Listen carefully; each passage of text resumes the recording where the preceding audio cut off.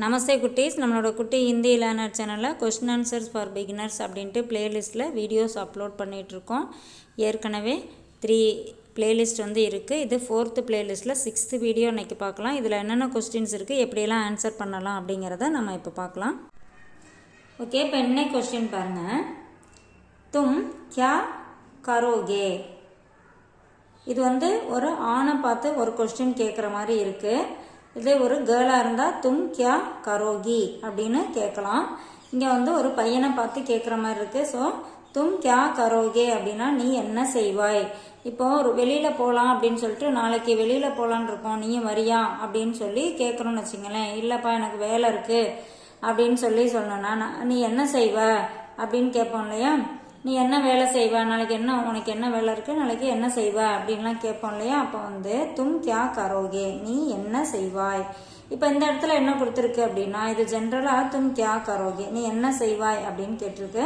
இதுக்கு ஆன்சர் என்ன கொடுத்துருக்காங்கன்னா, மை வஹி கருங்கா, நான் அதை செய்வேன். எதை, ஜோ தும் கஹோகே, நீ என்ன சொல்கிறாயோ அதை செய்வேன்.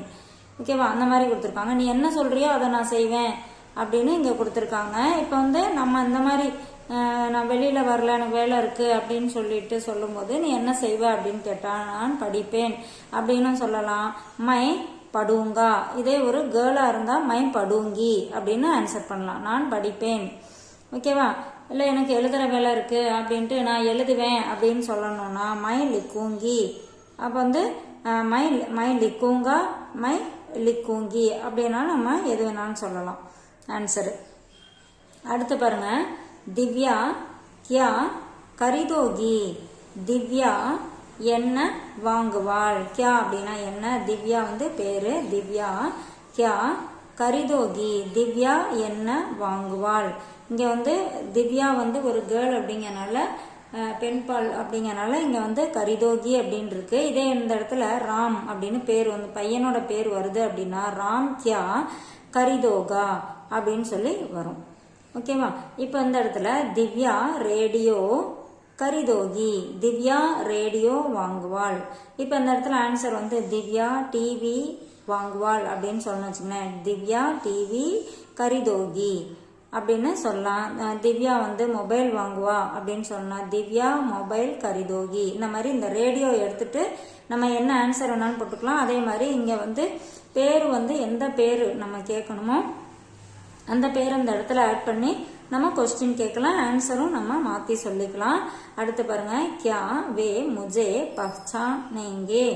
கியா என்ன, வே அவர், முஜே என்னை, பஹ்சானேங்கே அடையாளம் தெரிந்து கொள்வாரா. இப்போ அம்மா ஒருத்தவங்கள நம்ம பழைய ஃப்ரெண்டு ஒருத்தங்க, அவங்க பஸ் ஸ்டாண்டில் நிற்பாங்க, நீ போய் கூட்டிகிட்டு வந்துரு அப்படின்னு சொல்லுவாங்கன்னு வச்சுக்கோங்களேன். அப்போ என்ன அவருக்கு என்னை அடையாளம் தெரியுமா அப்படின்னு கேட்போம் இல்லையா.